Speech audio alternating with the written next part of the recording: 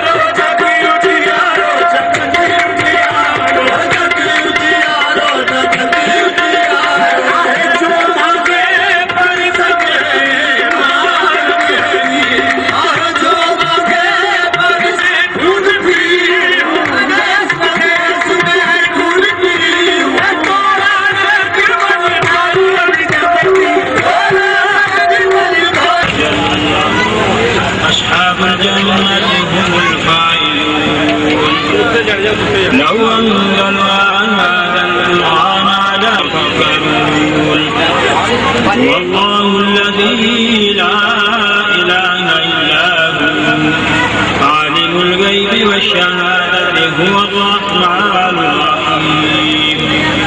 والله الذي لا إله إلا هو الملك القدوس السلام المؤمن المهيمن العزيز الجبار المتكبر سبحان الله عما يشركون.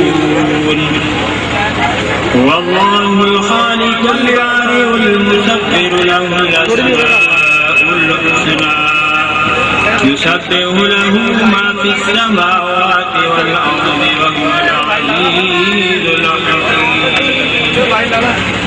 بسم الله الرحمن الرحيم.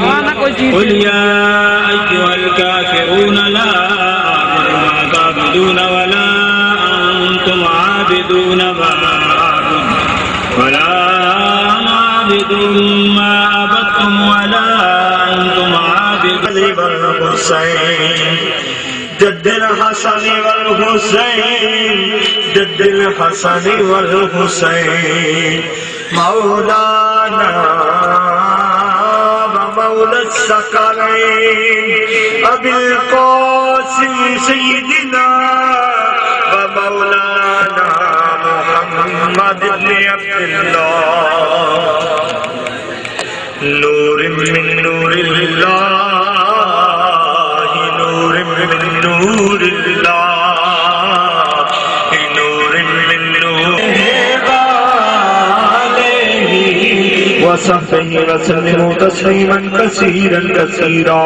سبحان ربك رب العزة عما يصفون وسلام على المرسلين والحمد لله رب العالمين. الله أكبر الله أكبر لا إله إلا الله والله أكبر الله أكبر ولله الحمد.